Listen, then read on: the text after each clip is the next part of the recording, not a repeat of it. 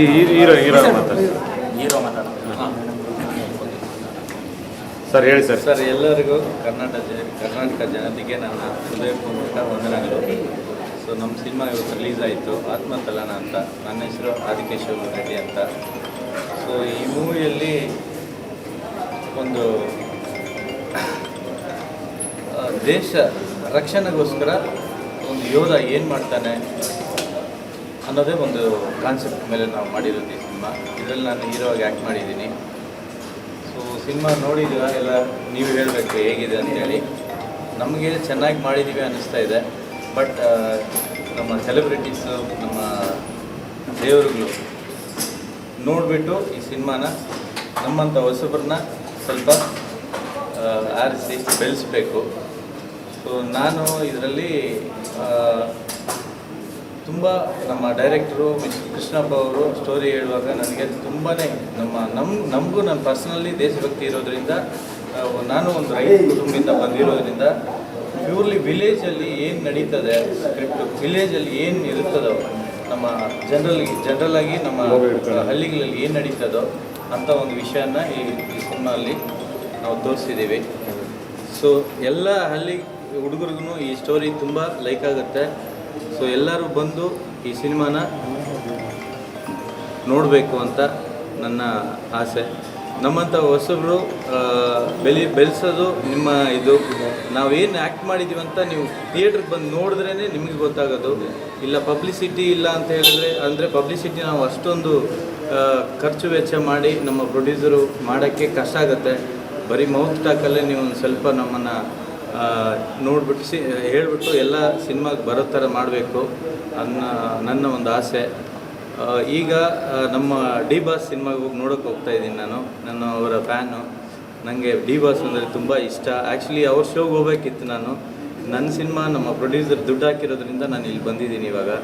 ಇಲ್ಲಾಂದರೆ ನಾನು ಇಷ್ಟೊತ್ತಿಗೆ ಅಲ್ಲಿರ್ತಾ ಇದ್ದೆ ಆ ಥಿಯೇಟ್ರಲ್ಲಿ. ಸೊ ಅವರು ಸೆಲೆಬ್ರಿಟೀಸ್ ಎಲ್ಲ ಸಿನಿಮಾ ನೋಡಿ ಅಲ್ಲಿ ಹೌಸ್ಫುಲ್ ಆಗ್ತಾಯಿದೆ ಫುಲ್ಲು. ಅದು ಆದಮೇಲೆ ನಮ್ಮ ಸಿನಿಮಾನ ಸುಮ್ಮನೆ ಒಂದು ಇದರಲ್ಲಿ ಬಂದು ನೋಡಿ ನೀವು.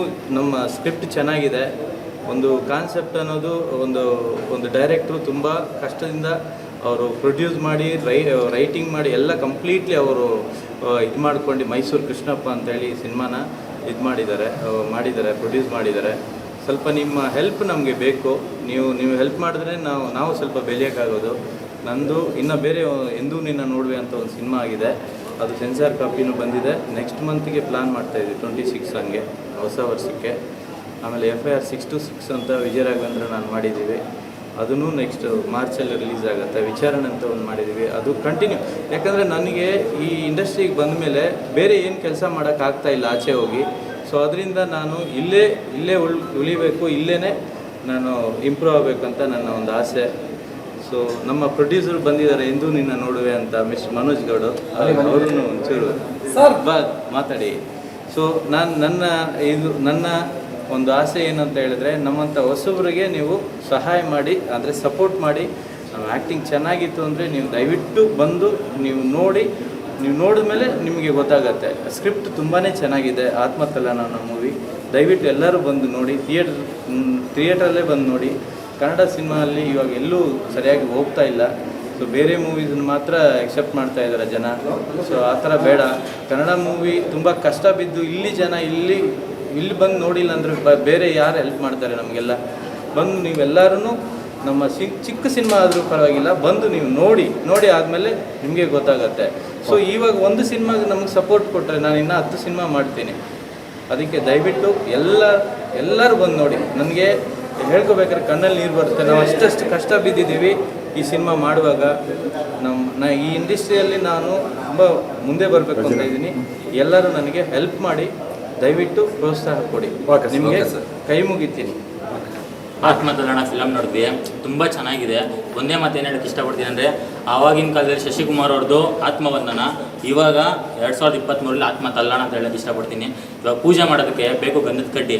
ಹೊಸದಾಗಿ ಎಂಟ್ರಿ ಕೊಟ್ಟರೆ ನಮ್ಮ ಆದಿಕೇಶವ ರೆಡ್ಡಿ ಅಂತ ಹೇಳಕ್ಕೆ ಇಷ್ಟಪಡ್ತೀನಿ ಹೀರೋ ಅವ್ರಿಗೆ. ಆಮೇಲೆ ಡಿಸ್ಟ್ರಿಬ್ಯೂಟರ್ ಅವ್ರಿಗೆ, ಅವರು ತುಂಬ ಕಷ್ಟಪಟ್ಟಿದ್ದಾರೆ ಈ ಫಿಲಮ್ ರಿಲೀಸ್ ಮಾಡೋ ಟೈಮಿಗೆ. ಯಾಕಂದರೆ ಪ್ರೊಡ್ಯೂಸರ್ ಅವ್ರಿಗೂ ಸ್ವಲ್ಪ ಆರೋಗ್ಯದ ಸಮಸ್ಯೆ ಆಯಿತು.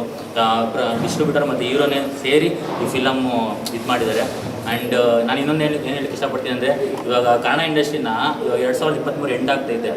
ಹೊಸಬ್ರು ಫಿಲಮ್ನ ಯಾರು ಫಸ್ಟ್ ಡೇ ಫಸ್ಟ್ ಶೋ ನಮ್ಮ ಕನ್ನಡ ಜನತೆಯಲ್ಲಿ ಯಾರು ಕನ್ನಡ ಉಳಿಸಿ ಎಲ್ಲ ಹೇಳ್ತಾರಲ್ವಾ, ಫಸ್ಟ್ ಡೇ ಫಸ್ಟ್ ಶೋ ಯಾರು ಬಂದು ಫಿಲಮ್ ನೋಡ್ತವ್ರೆ ಹೊಸಬ್ರದ್ದು. ನಾನು ದೊಡ್ಡ ನಟರದ್ದು ಹೇಳ್ತಾರ, ಹೊಸಬ್ರದ್ದು ಯಾರು ಬಂದು ಫಿಲಮ್ ನೋಡ್ತವ್ರೆ ಅದನ್ನ ಹೇಳಿದ್ದು. ಅದನ್ನು ಯಾರು ನೋಡ್ತಾರೆ ಅಂದ್ಬಿಟ್ಟು ನೀವು ಕಮೆಂಟ್ ಬಾಕ್ಸಲ್ಲೇ ತಿಳಿಸ್ರಿ. ಆ್ಯಂಡ್ ಇನ್ನೊಂದು ಏನು ಹೇಳಕ್ಕೆ ಇಷ್ಟಪಡ್ತೀನಿ ಅಂದರೆ, ಇದು ಹೊಸಬ್ರು ಪಾಪ ತುಂಬ ಕಷ್ಟಪಟ್ಟು ಫಿಲಮ್ ಮಾಡಿದ್ದಾರೆ, ಅವ್ರಿಗೆ ಒಳ್ಳೇದಾಗಲಿ. ಹೇಗೇನಿಕಂದ್ರೆ ಪ್ರೊಡ್ಯೂಸರ್ ಒಂದದಾಗ ಅಂತ ಹೇಳಕ್ಕೆ ಇಷ್ಟಪಡ್ತಾರೆ. ಒಂದು ಫಿಲಮ್ ಅವ್ರು ಸಪೋರ್ಟ್ ಮಾಡಿದ್ರೆ ಇನ್ನು 10 ಫಿಲಮ್ ಅವ್ರು ಪ್ರೊಡ್ಯೂಸ್ ಮಾಡ್ತಾರೆ.